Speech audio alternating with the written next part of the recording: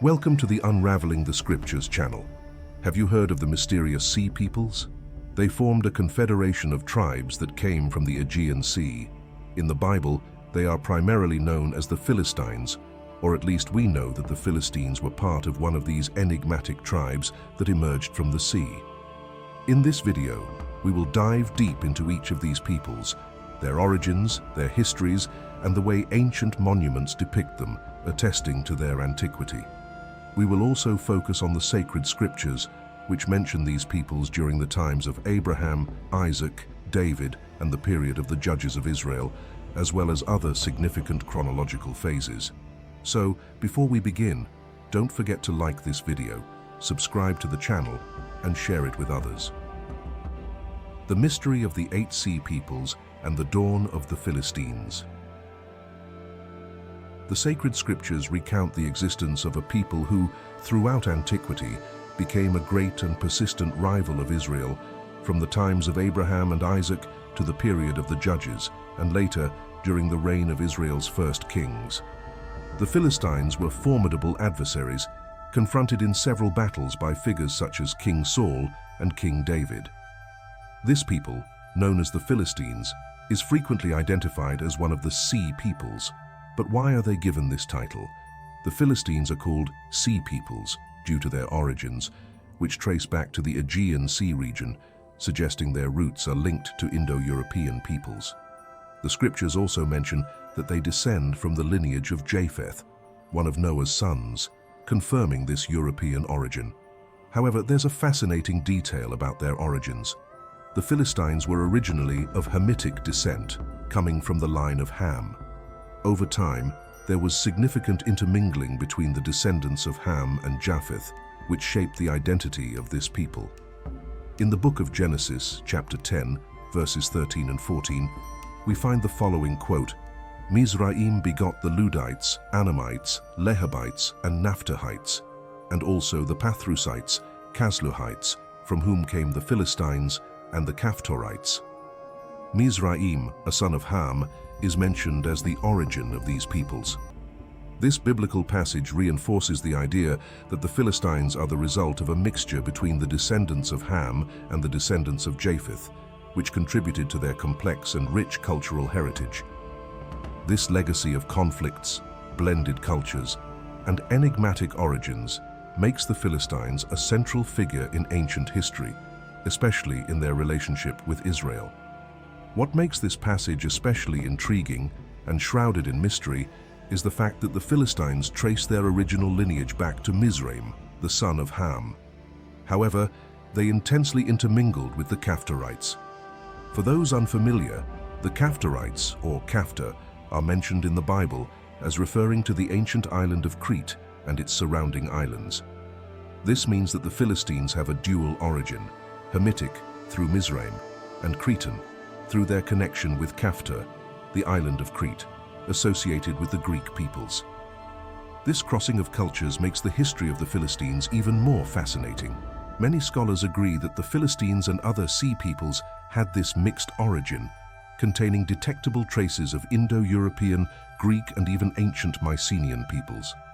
Additionally, there is evidence of Anatolian influence, reinforcing the idea that they were a fusion of different groups.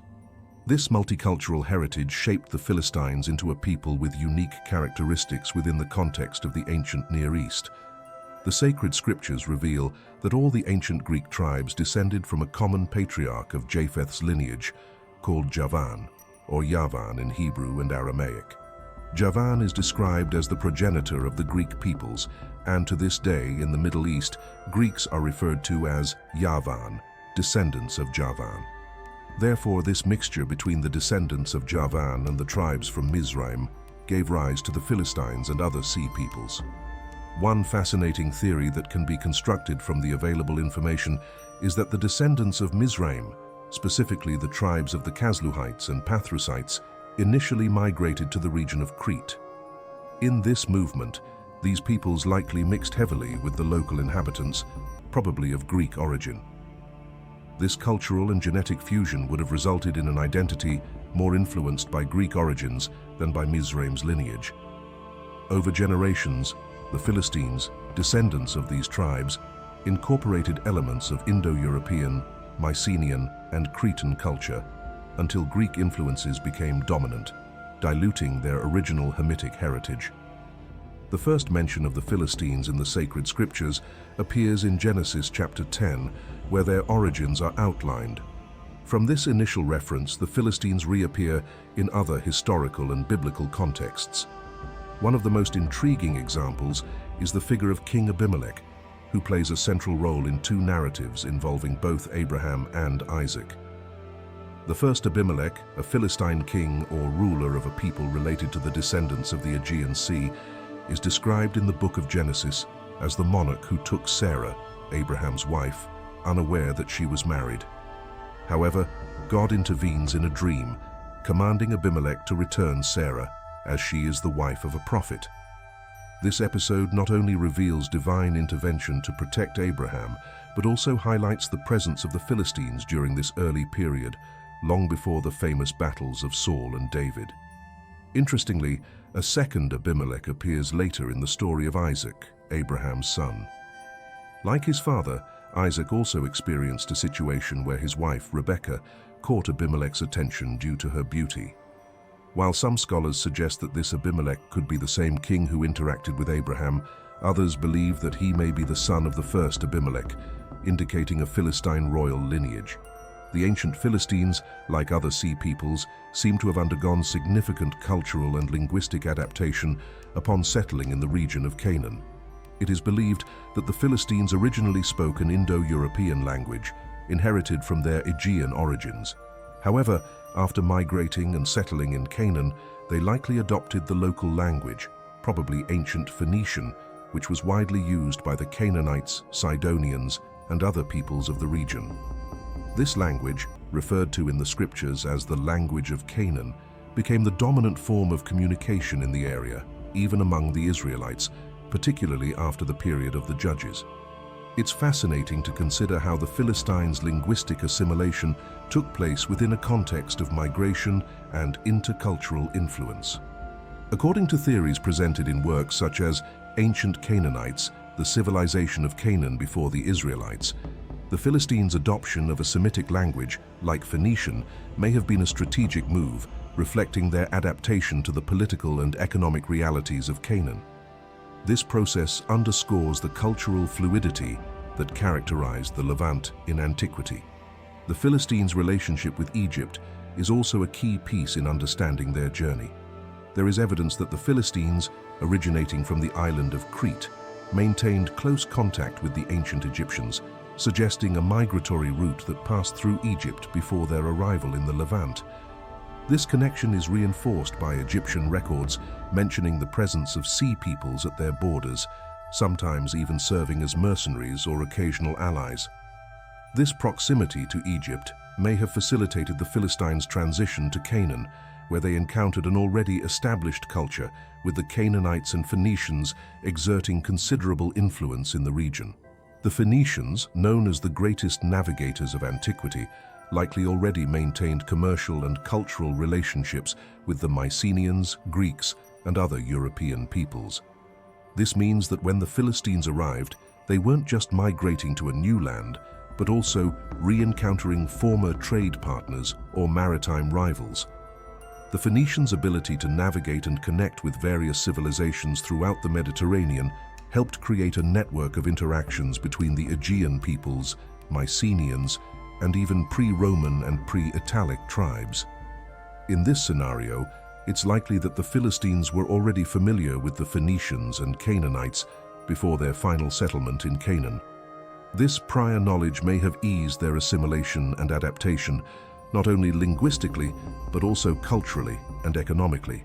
From now on, I will mention the 8 sea peoples, also known as the 8 tribes of the sea, that appear in both Egyptian and Canaanite history. We will identify these peoples by their own names to better understand their origins. However, before directly addressing the 8 peoples, I would like to highlight that the Bible already mentioned that the Philistines, one of the Aegean Sea peoples, inhabited the region of Canaan since the time of Abraham and Isaac, about 4,000 years ago, more precisely 3,900 years ago. Interestingly, for a long time, archaeology suggested that the Philistines, along with other sea peoples, emerged in the Levant region of Canaan around the time of pharaohs Ramses II and Ramses III. However, new archaeological evidence suggests that these peoples were present much earlier.